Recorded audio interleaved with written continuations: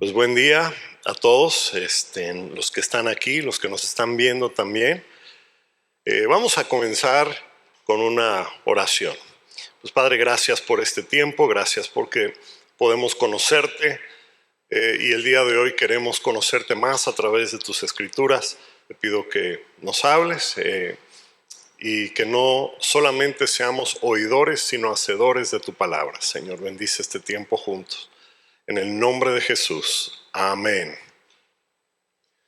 Pues la vez pasada vimos una breve introducción al libro de Apocalipsis y hoy voy a continuar con la introducción porque es un poco complicado entrar de lleno si antes no establecemos unas bases.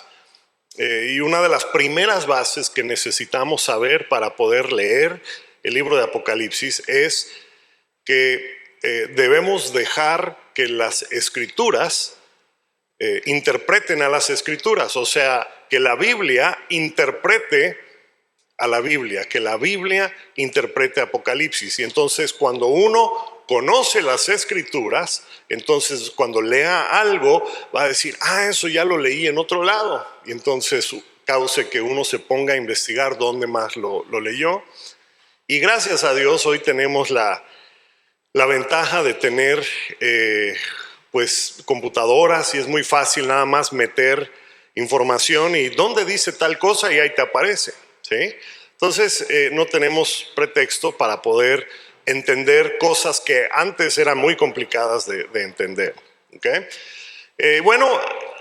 Dijimos la vez pasada que Apocalipsis es una carta, no es un documento así escrita a alguien que no se sabe quién es. No, es una carta escrita a hermanos de la región de Asia, que hoy día es Turquía, y específicamente son 7 iglesias. Y Juan tiene una visión de Jesús. Él estaba adorando en el día del Señor en la isla donde lo habían puesto como esclavo, y entonces él tiene una visión de Jesús y Jesús primero le dice, necesito que escribas algo a las 7 iglesias. Y entonces esa es la primera parte, son los primeros 3 capítulos de Apocalipsis, básicamente lo que Juan vio, lo que Jesús le dijo, que escriba y que le envíe mensajes a estas iglesias porque les comunica que aunque en muchas cosas las iglesias van bien, esas 7 iglesias, y para cada iglesia era un mensaje diferente. Y aunque algunas cosas van bien, en otras cosas no van bien. Y les advierte que si no corrigen lo deficiente, entonces él, Jesús, iba a venir a ellos y les quitaría su candelero, que en efecto significa que iban a dejar de existir, iban a dejar de ser luz. ¿Ok?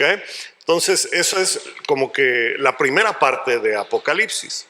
Después Juan tiene otra visión o series de visiones de cosas que iban a ocurrir después. ¿Okay? Y eso es a partir del capítulo 4, lo empezamos a ver. Todo esto estoy resumiendo lo que vimos la vez anterior. Y entonces él empieza a detallar, primero accede a los lugares celestiales, al trono de Dios, y ahí es parte automáticamente de una adoración que está ocurriendo. Y primero describe a todos estos seres raros, bueno, raros para él y para nosotros, pero de lo más común, me imagino, en el cielo, ¿verdad? En la presencia de Dios. Él empieza a describir lo que hacen, y ya que describe lo que hacen, se da cuenta de cositas. Por ejemplo, empezamos a hablar de un pergamino. En las Biblias lo traducen como libro, pero en realidad es un rollo o un pergamino que tenía 7 sellos. Y cada vez que quitaban un sello, entonces se desataban eventos catastróficos en la tierra. ¿Okay?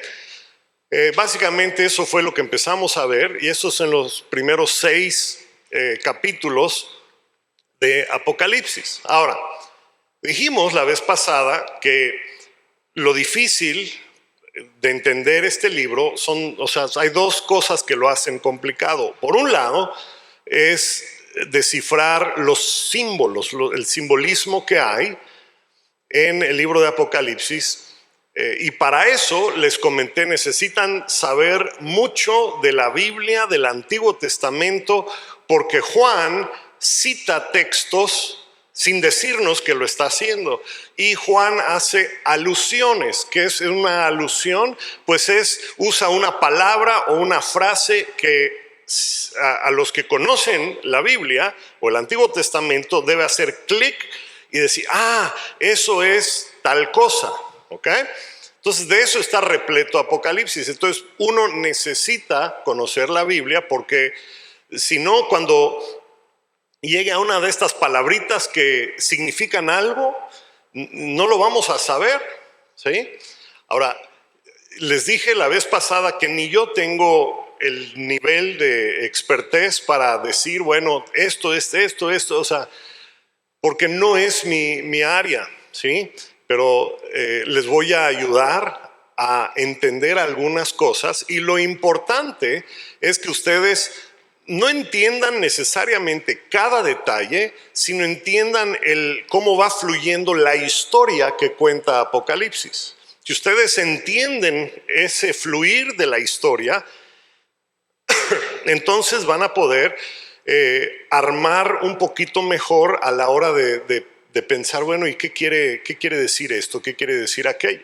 ¿Ok? Entonces, por un lado son los simbolismos, y por otro lado es el tiempo.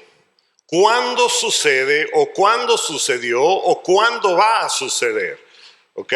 Eso es como que las dos dificultades de Apocalipsis. Y hoy, el día de hoy, les voy a ayudar a entender cuándo ocurrieron estas cosas, ¿ok?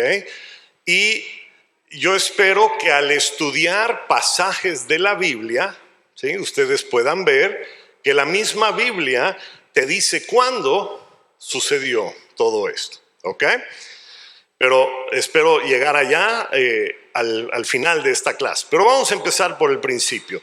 Apocalipsis 1:1 dice de la siguiente manera: esta es una revelación de Jesucristo, ¿okay?, la cual Dios le dio para mostrar a sus siervos los acontecimientos que deben suceder pronto. ¿Okay?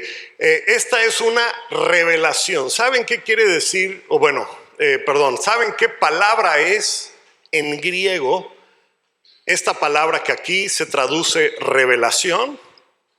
Es la palabra Apocalipsis. ¿Ok? Entonces, en realidad dice, este es un Apocalipsis de Jesucristo. ¿Ok? La palabra Apocalipsis significa una develación, un descubrimiento. Abrir o descubrir algo que previamente estaba tapado. Entonces, así que le dice a los hermanos de estas iglesias: miren, les estoy develando o descubriendo, como cuando se quita una cortina, ¿okay?, estos eventos, para que ustedes lo puedan ver. ¿Okay? Siempre tengan en mente que Juan está escribiéndole a sus hijos espirituales suyos, que son de 7 iglesias donde él previamente vivía. ¿Okay? Éfeso, Tiatira, ¿se acuerdan que nombramos las 7 en la vez pasada? ¿Okay? Les está mostrando a sus amigos, sus compañeros de tribulación, lo vimos la vez pasada, de persecución, sus hijos espirituales. Les está diciendo que algo iba a suceder muy pronto. ¿Okay? No está describiendo acerca de guerra nuclear o acerca de helicópteros apaches y todo eso, ¿okay?, que ellos no saben nada de eso. Simplemente les está advirtiendo, va a suceder algo. ¿Okay? Ahora, Apocalipsis 1:1 dice, si regresamos, dice: esta es la revelación de Jesucristo, la cual Dios le dio para mostrar a sus siervos acontecimientos que deben suceder, ¿cuándo? Pronto. Muy bien. Verso 3, vean cómo dice. 2 versículos después dice: Dios bendice al que lee a la iglesia las palabras. Gloria a Dios, soy bendecido. De esta profecía, y bendice a los que escuchan el mensaje. Ustedes son bendecidos también. Y obedecen lo que dice porque el tiempo está cerca. ¿Qué tienen que obedecer? Bueno, las instrucciones que les dio en el capítulo 2 y 3, porque le dijo a las iglesias, andan bien en esta área, andan mal en esta área. ¿Okay? Entonces el objetivo de Juan es que lean, que oigan, que hagan lo que dice la carta, y la carta se debía leer en las iglesias, esas 7 iglesias, y me imagino se leyó en varias otras iglesias, y escuchar y guardar, debían guardar su contenido. ¿Okay? Y entonces vemos que aquí en los primeros 3 versículos de Apocalipsis, él usa 2 palabras distintas para decir que algo iba a suceder pronto. La primera es la palabra pronto del versículo 1, y la segunda es en el versículo 3 cuando dice cerca. ¿Okay? Pronto, la palabra que se traduce en español como pronto es la palabra tacos, pero no tacos de comida, ¿ok? Más bien, hoy día tiene el uso automotriz de tacómetro. ¿Han escuchado eso? El tacómetro mide las revoluciones, ¿sí? De un motor y determinan la velocidad a la que va un vehículo. Entonces, tacos en el original significa rápidamente, aceleradamente, pronto, ¿sí? Dice, amados hermanos que están en tribulación junto conmigo, les digo que esto que estoy describiendo va a suceder pronto, aceleradamente, rápidamente se acerca el día.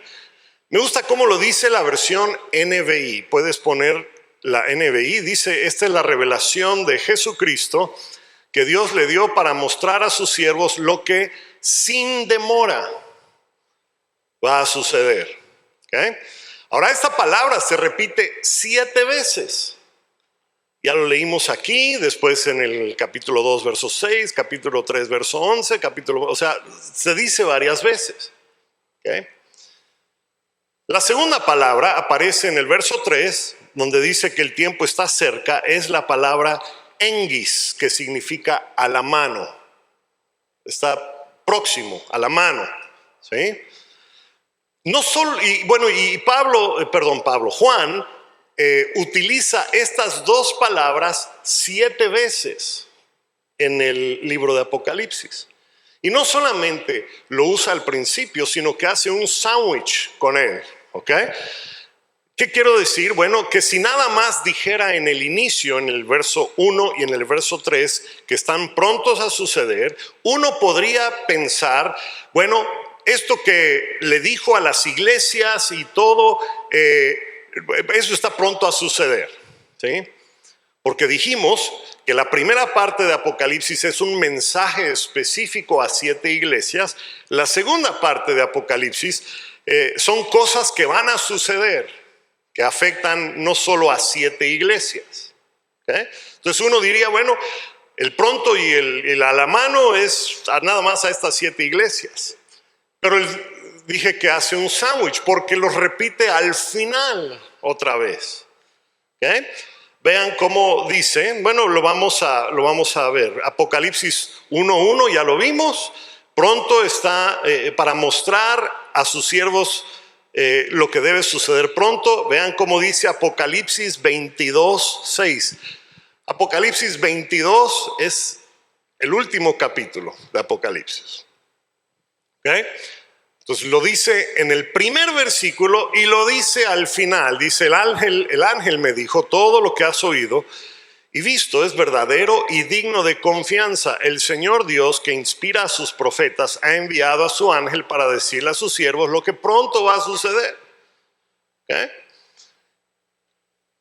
Apocalipsis 22:10 dice, no selles las palabras proféticas de este libro, porque el tiempo está cerca. Ahí está la otra palabra. Entonces lo dice al inicio y dice, esto que vas a ver viene pronto. ¿Okay? Y lo dice al final, esto que escribí viene pronto, está a la mano. ¿Ok? Quiero, si puedes poner otra vez este último de Apocalipsis 22:10. Dice, no selles las palabras proféticas. ¿Alguien ha escuchado de sellar palabras proféticas? Es una alusión de las que mencioné al principio. ¿Dónde habla de sellar o no sellar palabras? En Daniel. Muy bien. Daniel 12, verso 4. ¿Okay? Daniel 12, verso 4 dice, Daniel guarda en secreto las palabras y sella el libro hasta el tiempo del fin. Muchos andarán de un lado a otro. Aquí le dice a Daniel, sella las palabras proféticas hasta el tiempo del fin. Juan toma esa idea y hace lo opuesto. Y los lectores entienden de dónde sacó eso. Y cuando Juan dice en Apocalipsis 22, ¿cuál era? 10. Les dice, no sellen las palabras. Ellos ya entienden automáticamente que es lo opuesto a que escribió Daniel. ¿Y qué quiere decir eso? Que ha llegado ese fin que escribió. ¿Ok? Ahora, piensen en algo. ¿Ok? Daniel escribe que se sellen las palabras hasta el fin, y entre cuando él escribió eso y cuando Juan escribe Apocalipsis pasan 600 años, menos de hecho, son como 570 o algo así, pero vamos a decir 600 años. Daniel dice, sella estas palabras proféticas hasta el fin, ¿okay? Y pasan 600 años. Juan dice, no selles estas palabras porque están a la mano, están próximas. ¿Y ya pasaron 2000 años? No, como que no es congruente. Uno dice, sella esto hasta el fin, el otro dice, no lo selles. Y no es posible que cuando uno dice, no lo selles porque ya está a la mano, ya está próximo, pase más tiempo que cuando uno dice, séllalo. ¿Me explico? Ok. Bueno, eso es muy importante, ¿sí? Y entonces, la pregunta surge, ¿qué es el fin? El tiempo del fin. Pues es el tiempo conocido como los últimos días o los últimos tiempos, tiempo del fin. ¿Cuándo es o cuándo será estos de los últimos días o los últimos tiempos? Pues tenemos que ver lo que otros en la Biblia han dicho acerca de los últimos tiempos o el tiempo del fin o los últimos días. ¿Ok? Y aquí es donde va a haber una verdadera develación, un verdadero apocalipsis. ¿Por qué? Porque algunos, ¿sí? Porque todos vamos a leer los mismos versículos y unos van a decir, ya lo entendí, y otros no lo van a ver. ¿Ok? Y a veces no lo ven porque se les ha inculcado, ya sea culturalmente o en alguna enseñanza anterior, una manera de creer algo, ¿sí? Pero lo que estoy tratando de hacer en esta clase es ayudarles a entender lo que la Biblia dice acerca de lo que Apocalipsis dice. ¿Ok? Muy bien.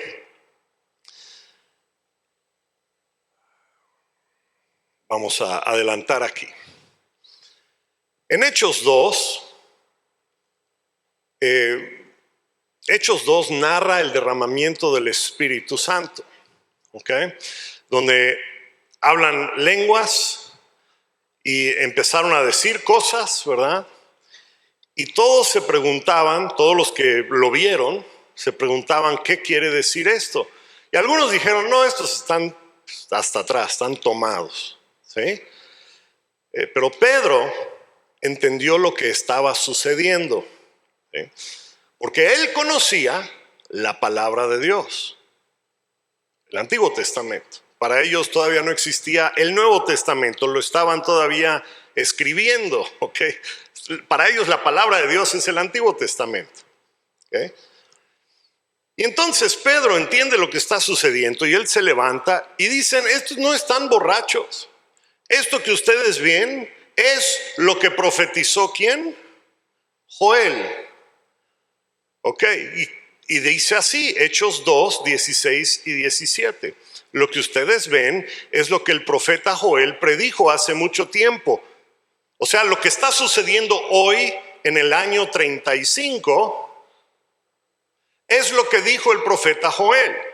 Cuando dijo, ¿en los cuándo? Los últimos días derramaré mi espíritu sobre toda gente, sus hijos, sus hijas profetizarán, etcétera, etcétera. Ok.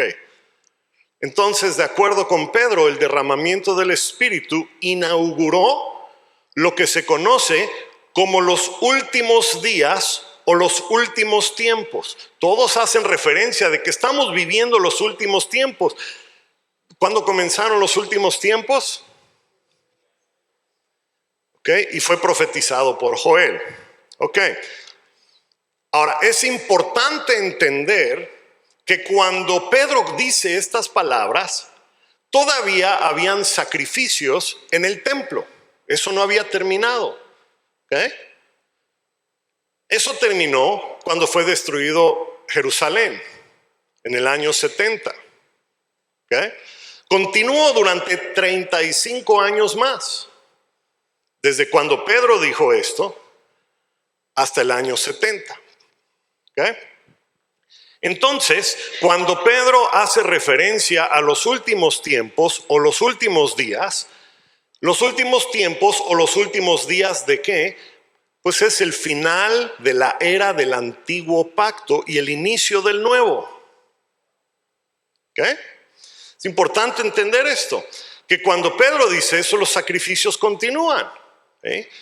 Pero 35 años después, y recuerden que Jesús dijo en varias ocasiones, todo esto en relación a la destrucción del templo, lo dijo en Mateo 24, en Lucas 21, en Marcos 13, iba a caer sobre esta generación a la que le está hablando. ¿Sí? Y eso ocurrió en el año 70, 35 años después. ¿Sí? Otro lugar que nos dice esto es el libro de los Hebreos. Pero necesito recordarles que cuando estudiamos el libro de los Hebreos, mencioné que la razón por la cual fue escrita el libro de los Hebreos es porque había comenzado la persecución en contra de cristianos y los cristianos se estaban regresando a la religión judía, a la sinagoga. ¿Okay? ¿Por qué es importante esto? Pues, un poquito de historia. El emperador Claudio, que fue antes de Nerón, él saca a los judíos de Roma. Entre ellos habían unas personas conocidas para nosotros, Aquila y Priscila. ¿Se acuerdan? Claudio saca a los judíos, eso está en el libro de los Hechos, ahí lo dice. Y lo dice en Wikipedia y lo dice en un montón de lugares. ¿Ok? Después, Nerón, cuando muere Claudio, unos 15 años después, Nerón invita de regreso a los judíos a Roma. Él se casa con una mujer judía, le da preferencia a los judíos y los establece como una religión aprobada por el gobierno romano. ¿Okay? Por lo tanto, no estaba bajo persecución. Los que habían salido del judaísmo y se habían convertido al cristianismo, cuando empieza la persecución, ¿y cómo empezó la persecución? Pues el 18 de julio del año 64 hubo, no vayan a creer que eso me lo sé, o sea, lo busqué hoy en la mañana, ¿ok? Hubo se quemó la ciudad de Roma, ¿ok? Empezó en el Circus Maximus, en el circo, empezó el fuego que arrasó con Roma. Y todos le echaban la culpa a Nerón, porque Nerón quería sacar a la chusma, como dice él, como decimos aquí. ¿Ok? y quería construir otras cosas en su lugar. Medio mundo, si ustedes estudian historia, se van a dar cuenta que todos los historiadores le acusan a él. ¿Qué hace Nerón? Acusa a los cristianos. Ahí comenzó la persecución. Entonces los cristianos que habían salido del judaísmo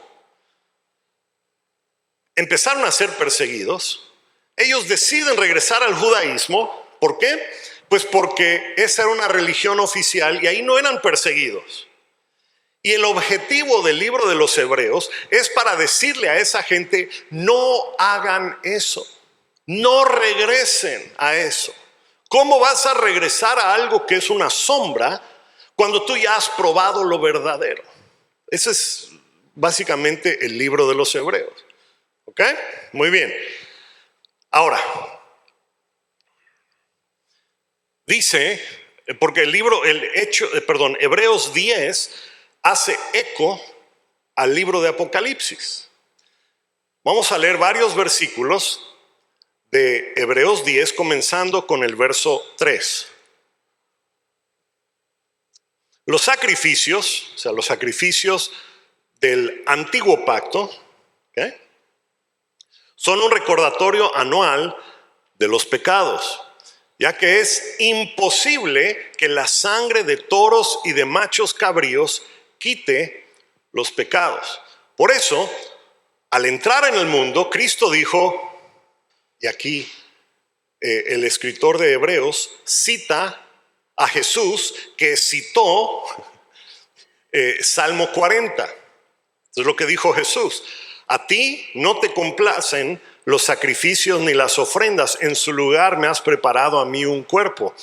No te agradaron ni holocaustos ni sacrificios por el pecado. Por eso dije, Jesús hablando, aquí me tienes, como está escrito en el libro, he venido, oh Dios, a hacer tu voluntad. ¿Ok? Entonces, así quitó, vamos al verso 9. Así Jesús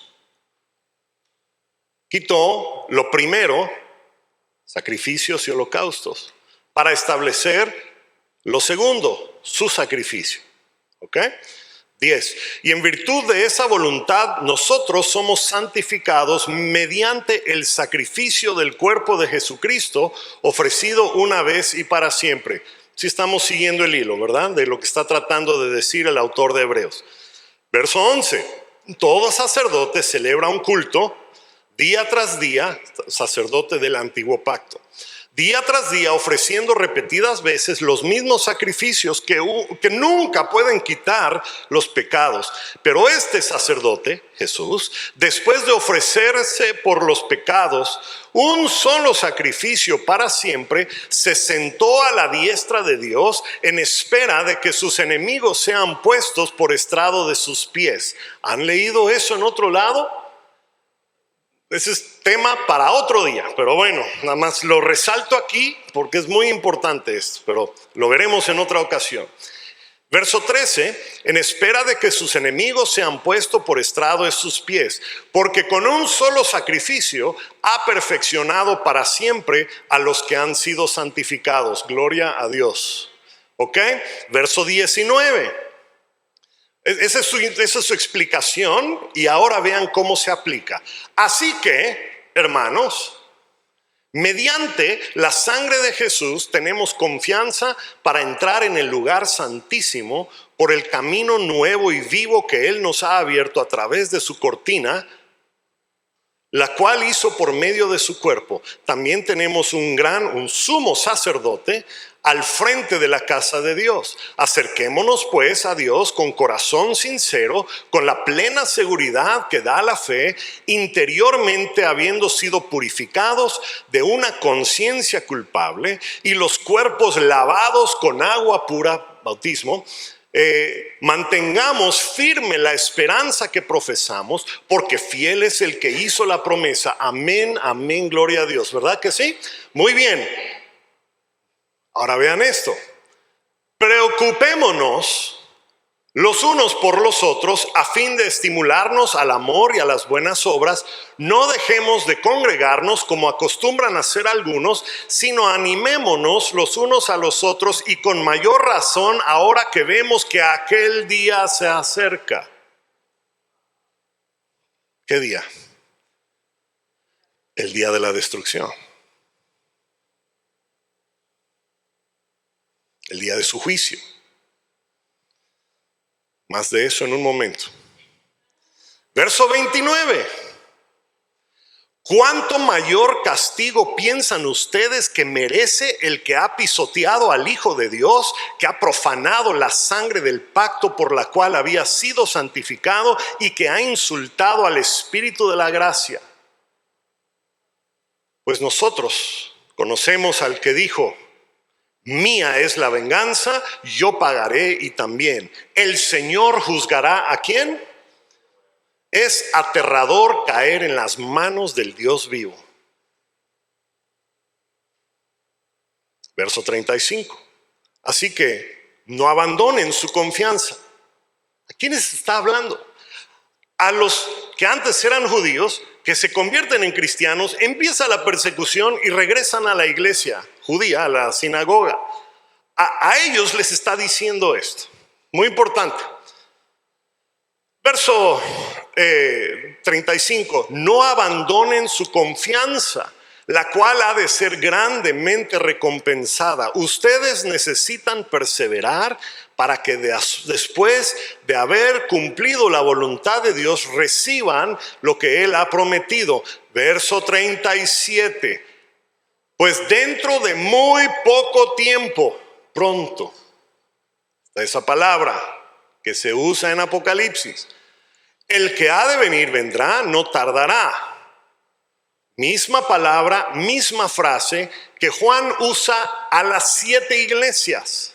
Si ustedes no hacen tal y tal y tal cosa, yo voy a venir a ustedes y les voy a quitar su candelero. Les está repitiendo Juan lo que se escribió en Hebreos. Verso 38. Pero el justo por la fe vivirá. Si se vuelve atrás, no va a ser de mi agrado. Verso 39. Pero nosotros no somos de los que se vuelven atrás y acaban por perderse, sino de los que tienen fe y perseveran. ¿Ven cómo es un eco a algunas cosas que dice en Apocalipsis? ¿De dónde lo saca Juan? De aquí. Hebreos 8.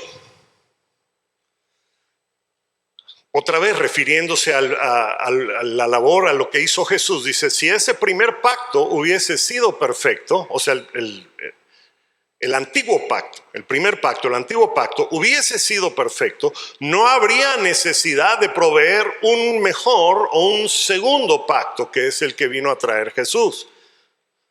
Pero Dios, reprochándole sus defectos, dijo: vienen días en que haré un nuevo pacto. Ahora, verso 13. Al llamar nuevo a ese pacto, ha declarado obsoleto al anterior, y lo que se vuelve obsoleto y envejece, ¿qué dice?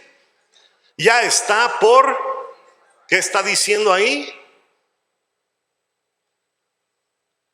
Lo antiguo, el antiguo pacto está obsoleto, y lo que está obsoleto pronto va a desaparecer. Está profetizando la destrucción. ¿Lo pueden ver? Bueno, algunos dicen: necesito otros lentes. No se preocupen. Espero que lo puedan ver. Todo se refiere a lo mismo. En el año 70, los romanos entraron y acabaron con todo eso, con el templo, con la ciudad, destruyeron y hasta el día de hoy, y nunca jamás, escúchenme bien, los sacrificios van a volver a ser parte de la adoración de Dios, sacrificio de animales. ¿Y cómo sé que nunca van a ser parte? Porque hoy día, culturalmente, es imposible que se permitan que las culturas y las naciones permitan matar animales. ¿Sí? Los que lo hacen hoy día, ¿quiénes son? Los que matan gallinas y son los santeros y todo eso. ¿Okay? Es imposible que regresen los sacrificios de animales para agradar a Dios. Jesús fue y lo hizo una vez y para siempre, como leímos. Ok. Entonces, Mateo 24:2, Jesús dijo: ¿ven todos estos edificios? Les digo la verdad, o sea, refiriéndose al templo y a la ciudad, les digo la verdad, serán demolidos por completo. No quedará una sola piedra sobre piedra. Y así fue.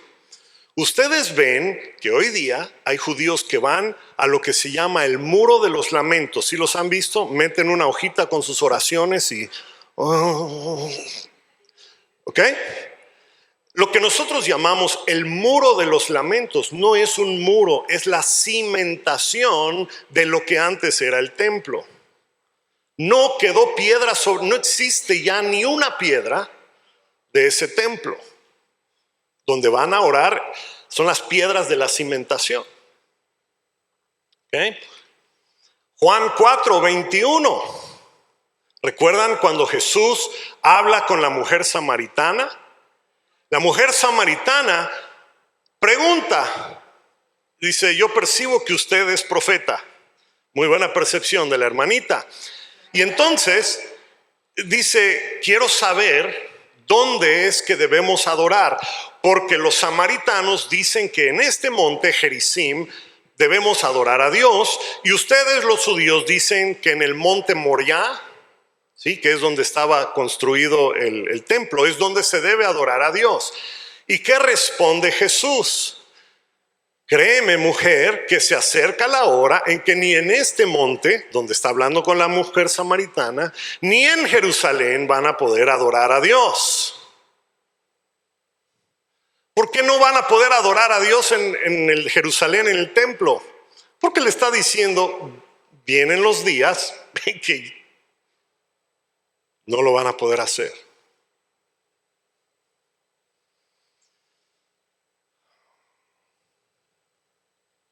¿Por qué?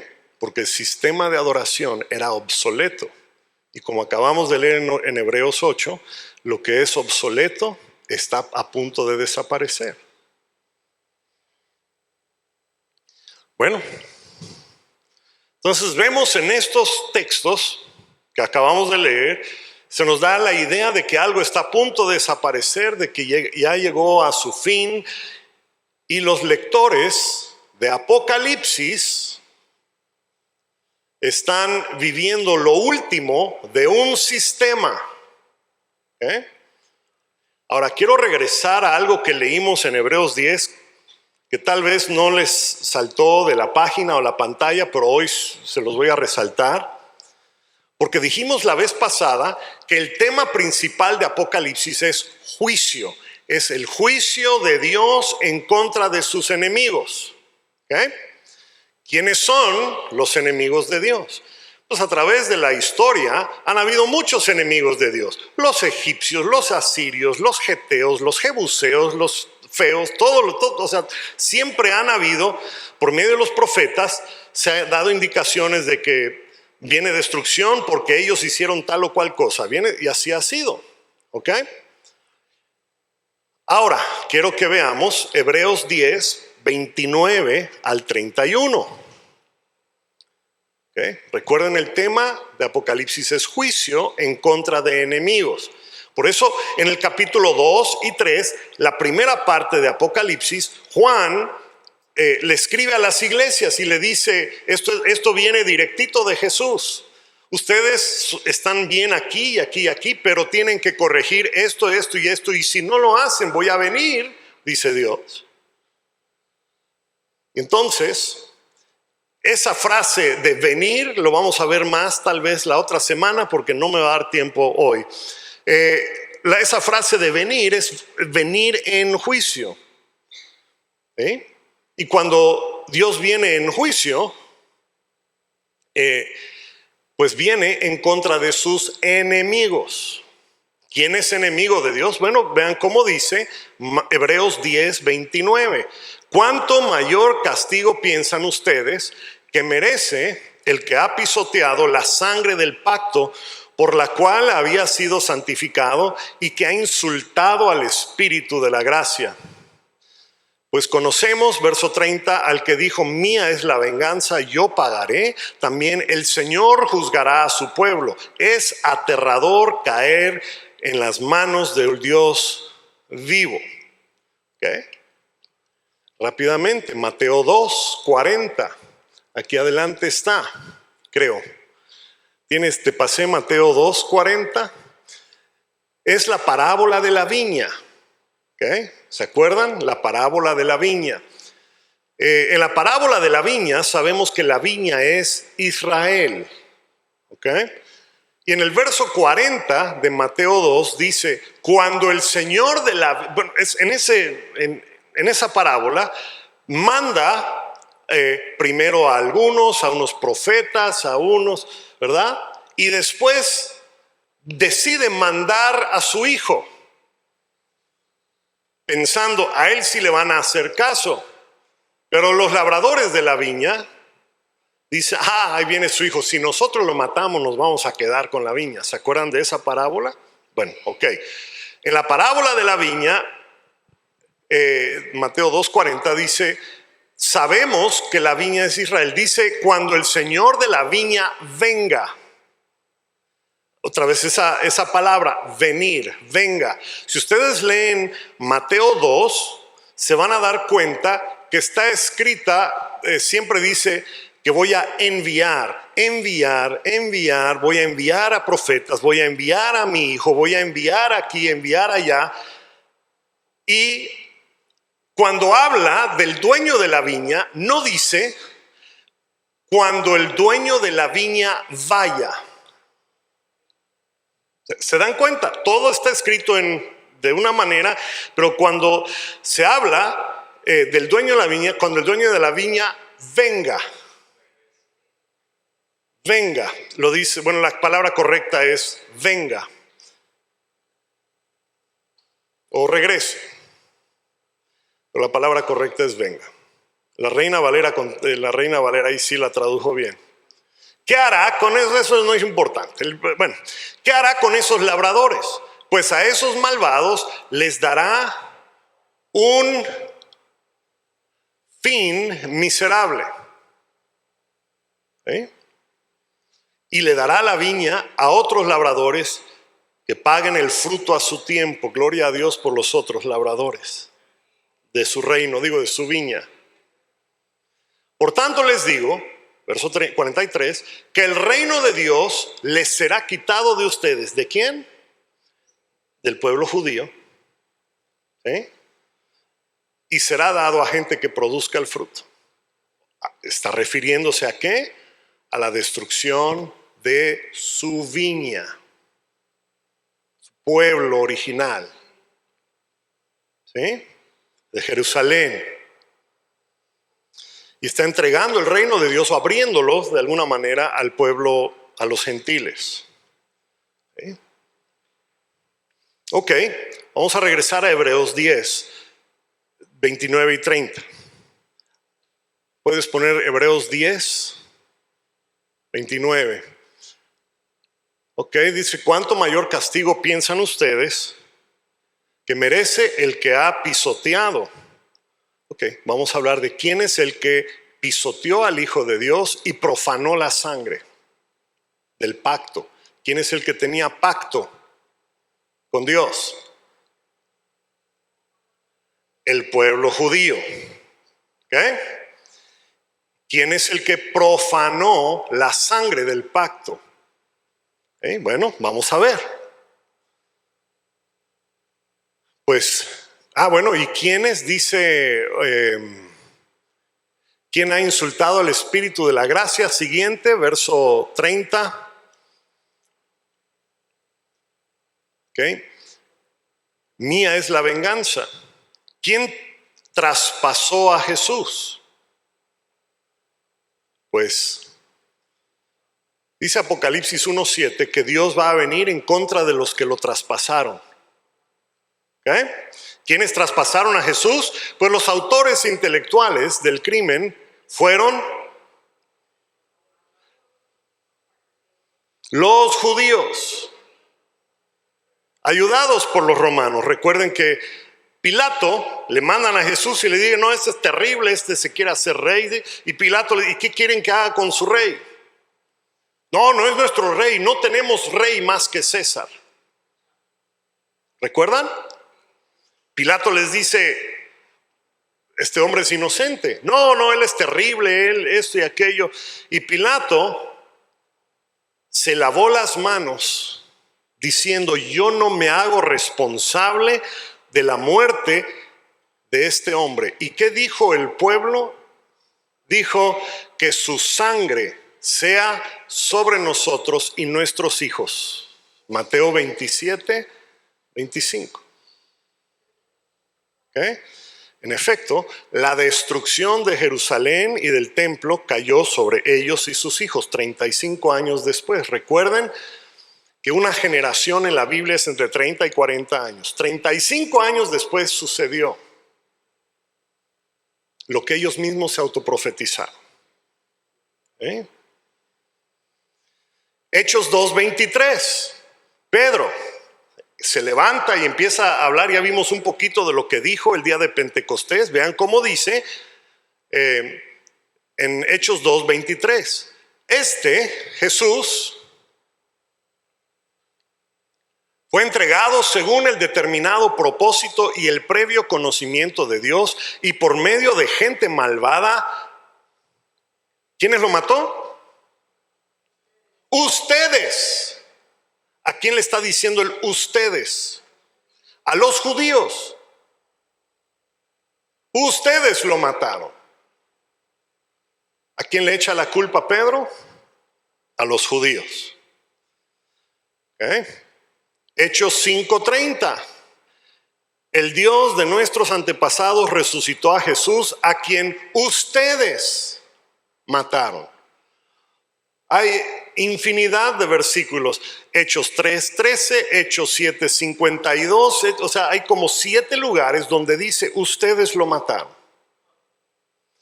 El apóstol Pablo, en Primera de Tesalonicenses, ¿okay? Primera en Tesalonicenses, Pablo les dice: ustedes están pasando por pruebas también. Vean cómo dice Primera de Tesalonicenses: ustedes, hermanos, siguieron el ejemplo de las iglesias de Dios. Esta no es una denominación, la iglesia de Dios en Cristo. No, ¿ok? De ahí sacan ese nombre, las iglesias de Dios en Cristo. Pero bueno, el ejemplo de las iglesias de Dios en Cristo que están en Judea, ¿okay? Ya que sufrieron a manos de sus compatriotas. ¿Quiénes son sus compatriotas de los de Judea? Los judíos. Muy bien. Lo mismo que sufrieron aquellas iglesias a manos de los judíos. O sea, ustedes están pasando lo mismo que ellos a manos de los judíos. Pablo lo está, ya no es Pedro, ahora es Pablo. Los judíos mataron al Señor y a los profetas, haciendo alusión a la parábola de la viña,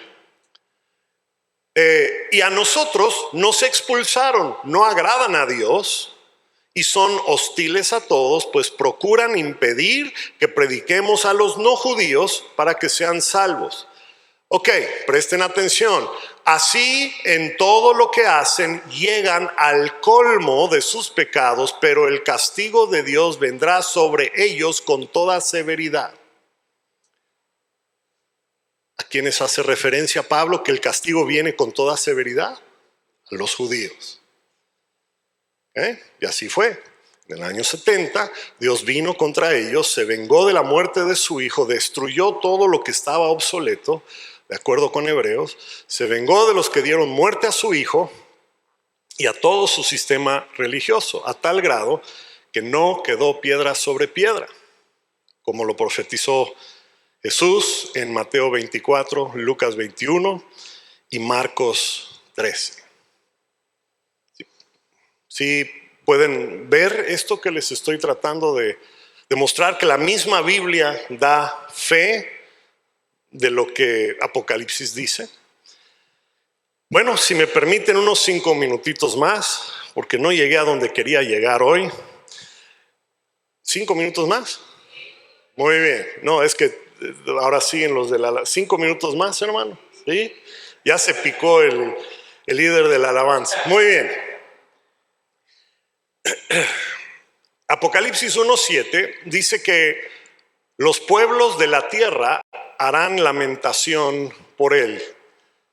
Los pueblos de la tierra harán, o sea, este es al principio de Apocalipsis. Apocalipsis 1:7. Todo lo verán, inclusive los que lo traspasaron, y por él harán lamentación todos los pueblos de la tierra. Muy bien. Todos los pueblos de la tierra. Cuando nosotros leemos eso, nosotros traducimos tierra como planeta. Pero no es planeta, no es esa palabra, ¿ok? La tierra se refiere a la tierra donde habitan los pueblos que van a ser juzgados, ¿ok? Es esa tierra de esos pueblos o tribus.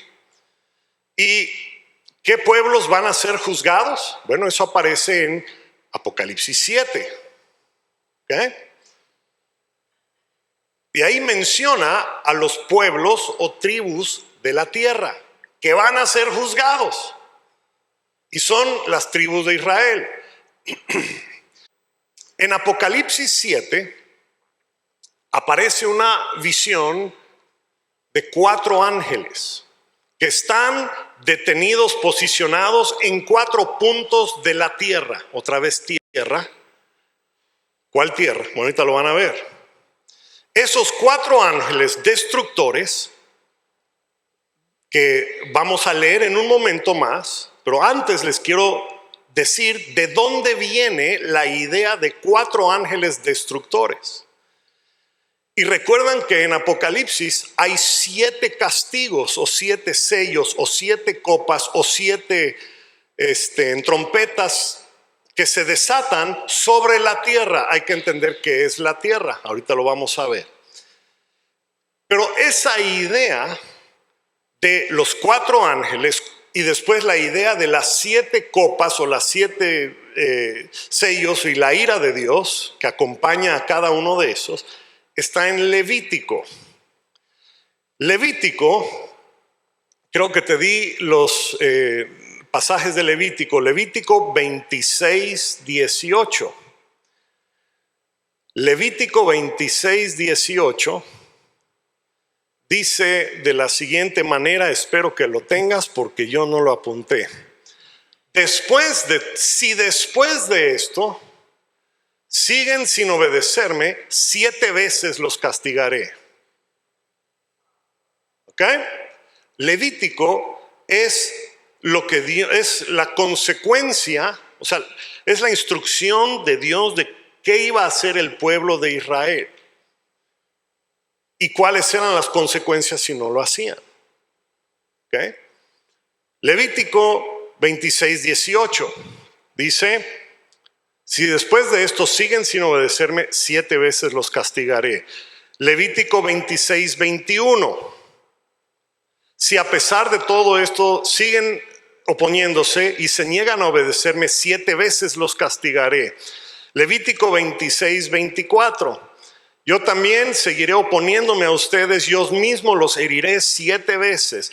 Levítico 26:28: entonces yo también en mi ira me opondré a ustedes, 7 veces los castigaré. ¿Okay?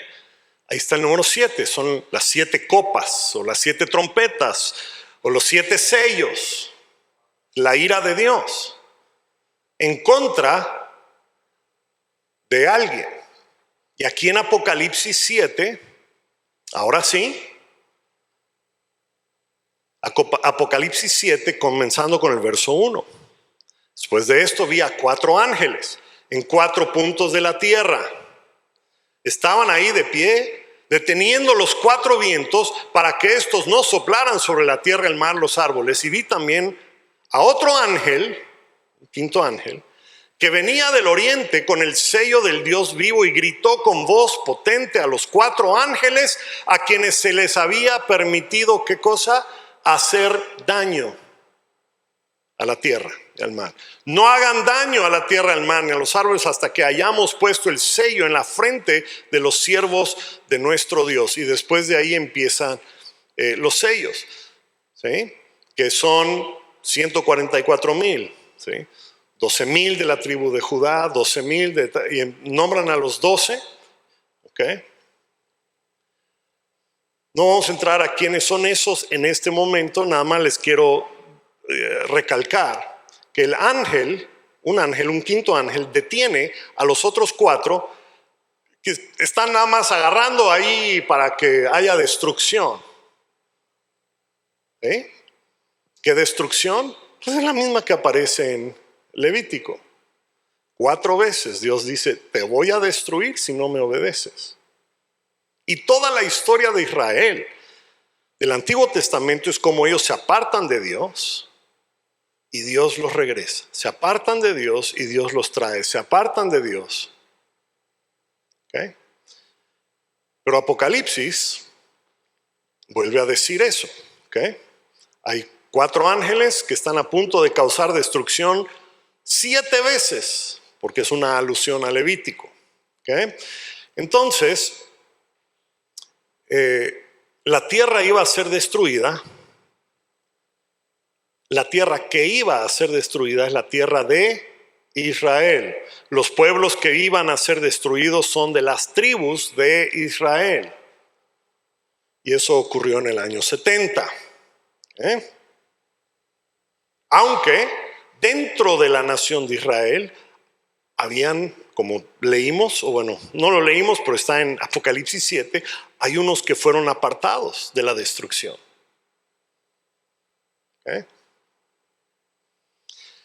Ok, pues yo espero que esto les ayude a entender el tiempo de lo que iba a suceder de acuerdo con Juan. ¿Sí? Entonces, cuando lean ustedes Apocalipsis, necesitan entender que gran parte de lo que están leyendo pasó en aquel entonces. Y les quiero hacer notar un versículo más que les debe convencer de que es para el primer siglo y no el siglo XXI. ¿Okay? Esto es en referencia al número de la bestia. Muchos van a pensar, bueno, ¿y qué es quién es la bestia? ¿Sí? Pues vean cómo dice Apocalipsis 13, verso 18. En esto, antes de leer el versículo, ¿a quién le está escribiendo Juan? ¿A nosotros del siglo XXI o a sus hijos espirituales del primer siglo que están pasando persecución? A ellos les está escribiendo. Pronto va a pasar algo que ya se ha pronosticado en muchos lugares. Pero dice, en esto consiste la sabiduría. El que tiene entendimiento, calcule el número de la bestia, pues es el número de un ser humano, 666. Ok, ¿a quién le escribió Juan? A las personas del primer siglo. Y a ellos les dice el que tiene entendimiento. O sea que dentro de los que leían la carta de Juan en el primer siglo, habían personas que iban a entender quién es este personaje. Entonces no puede ser alguien del siglo XV, del siglo XX, del siglo XXI, del siglo quién sabe cuándo. Tiene que ser alguien de ese entonces. Porque aquí claramente Juan dice, el que tiene entendimiento lo va a poder descifrar. Y la próxima vez vamos a ver de quién se trata. Es para que regrese. Muy bien. Pues Padre, gracias por este tiempo y por tu presencia, Señor. Gracias porque simplemente el ser hijo tuyo es una constante develación, un constante apocalipsis de cosas que vamos descubriendo que antes no conocíamos, Señor, y te doy gracias. Te pido que no te tengamos nosotros ningún temor de leer este libro, ni tampoco, Señor, nos aflijamos tanto de no entender, sino que simplemente con la ayuda de tu Espíritu y de tus palabras y de tus escritos nos ayudes a entender qué es lo que estás tratando de comunicarnos. Gracias en el nombre de Jesús. Amén.